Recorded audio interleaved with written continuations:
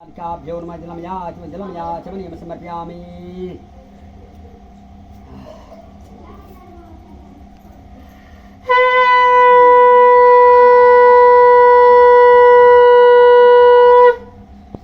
फिर अच्छे से फूल जल हाथ में अच्छे से फूल जल। ओम तृतीय अध्याय सूत हुवाच। श्री सूत जी बोले, हे ऋषि मुनियों, अब मैं आपको आगे की कथा सुनाता हूँ।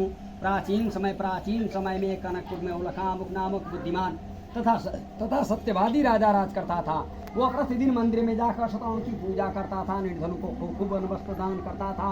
उसकी पत्नी सुभद्रा बहुत सुशील थी। वे दोनों हर महीने शतरंज का व्रत करते थे। पास उसके महल में धन संपत्ति के भंडार भर जाते थे। उसकी सारी प्रजा बहुत आनंद से जीवन यापन कर रही थी। एक बार राजा और रानी बहुत से लोगों के साथ जब भद्रा श्रीनगर को वापस लौटकर उस बड़ी पुत्र बड़े व्यापारी सुंदर लड़के को देखकर बहुत प्रसन्न हुआ। कलावती का विवाह भी धूमधाम के साथ कर दिया। दहेज मुझे बड़ी पुत्र को बहुत सा धन दिया। कलावती का विवाह भी हो गया, लेकिन व्यापारी शतरंज का व्रत नहीं किया। लीलावती ने अपने पति से कहा कि नाथ, आपने लीलावती के विवाह पर भी शतरंज का व्रत करने का निश्चय किया था, अब तो आपको व्रत कर लेना चाहिए। पत्नी की बात सुनकर व्यापारी कहा, अभी तो मैं अपने दामाद के साथ व्यापार के लिए जा रहा हूँ। व्यापार से लौटने पर शतरंज का व्रत पूजा अवश्य करूंगा। यह कहकर व्यापारी कई नाव में सामान भरा अपने दामाद तथा सेवकों के साथ व्यापार के लिए निकल पड़ा। व्यापारी द्वारा बार बार व्रत का निश्चय करने से फिर व्रत न करने से शतरंज क्रोधित हो गए और व्यापारी को दंड देने का निश्चय किया। व्यापारी अपने दामाद के साथ रत्नापुर पहुंचकर व्यापार करने लगा। एक दिन कुछ चोर महल से चोरी करके भाग रहे थे। सैनिक उसका पीछा कर रहे थे। भागते चोरों ने सैनिकों से बचने के लिए चोरी का धन अवसर पाकर व्यापारी की नाव में छिपा दिया। खाली हाथ चोर आराम से भाग गए। चोरों का पीछा करते हुए सैनिक व्यापारी के पास पहुंचे। व्यापारी की नाव रत्नाकुश से प्रस्थान किया। लंबी यात्रा करने के बाद व्यापारी एक नगर के किनारे नाव को रोककर भोजन किया। फिर दोनों विश्राम करने लगे। तभी सतावान साधु के रूप में व्यापारी के पास पहुंचे और पूछा कि हे बड़े पुत्र, तेरी नाव में क्या सामान लदा हुआ है? व्यापारी मन ही मन सोचा, यह साधु अवश्य कुछ मांगने की इच्छा से सामान के बारे में पूछ रहा है। यह सोचकर व्यापारी झूठ बोला कि हे स्वामी, मेरी नाव में बेलपत्र पत्ते भरे हुए हैं। व्यापारी के झूठे वचन सुनकर क्रोधित होते हुए कहा कि हे वैसे जो तूने कहा वही सत्य होगा। इतना कहकर कुछ दूर जाकर अंतर्ध्यान हो गए। उधर व्यापारी साधु को से खाली हाथ लौटाकर बहुत प्रसन्न हुआ, लेकिन व्यापारी अपनी नाव में बेलपत्र पत्ते भरे हुए तो जोर जोर से हिला करने लगा। मन ही मन झूठ बोलने का प्रायश्चित करने लगा। रोते रोते व्यापारी मूर्छित हो गया। कुछ देर बाद उसकी मूर्छा नष्ट हुई तो फिर विलाप करने लगा। तब उसके दामाद ने कहा कि आप इतना दुखी मत होइए, यह सब उसी साधु के श्राप के कारण हुआ है, अतः वही महाराज हमें विपद से छुटकारा दिला सकते हैं। दामाद के वचन सुनकर व्यापारी साधु की तलाश में चल दिया और कुछ दूर ढूंढने पर एक सारा धन वापस कर दिया। इस प्रकार अनुकंपा से व्यापारी उसका दामाद दोनों खुशी अपने नगर को प्रस्थान किए। इति स्कंद पुराणे देवाखंडे श्री सत्यनारायण व्रत कथायाम इति तृतीय अध्याय। अक्षत फूल ओम जलम याचमनीं समर्पयामि। जले संगम करो अंबिके अम्बालिकाभ्यो नमः। जलम याचमनीं समर्पयामि।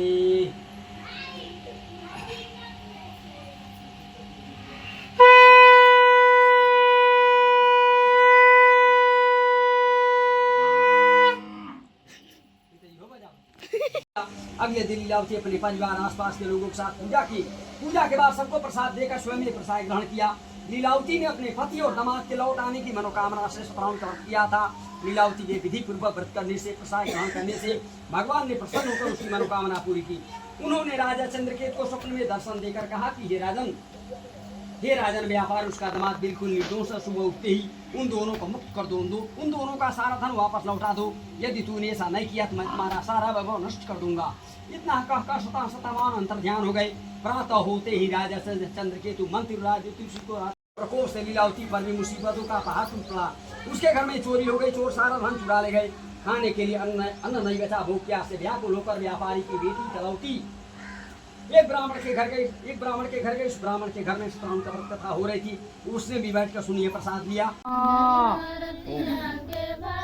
स्वाहा।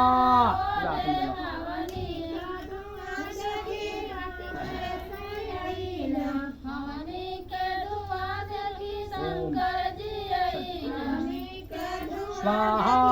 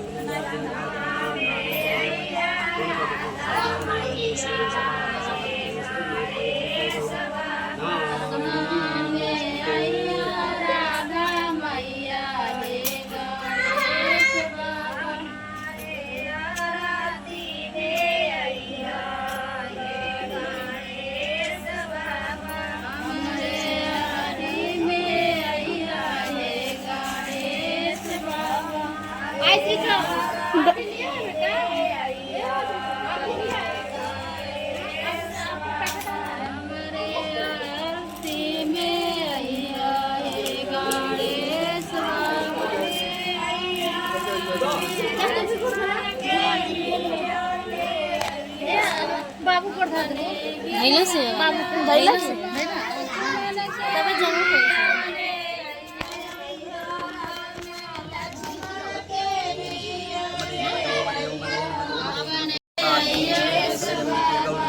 नारायणी वस्तुत्यं शान्ताकारं पद्मनाभं सुवेशं विश्वाधारं सत्समेकान्तं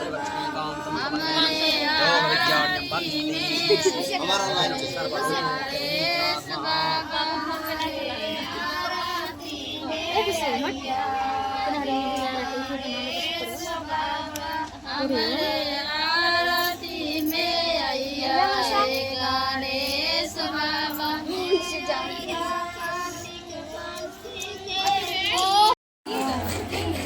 अब जाके हुआ पूजा संपन्न फ्रेंड, लास्ट वाला। अब यहाँ प्रसाद दिया जा रहा है सबको। सब कोई अब अपने अपने घर के लिए जा रहा है।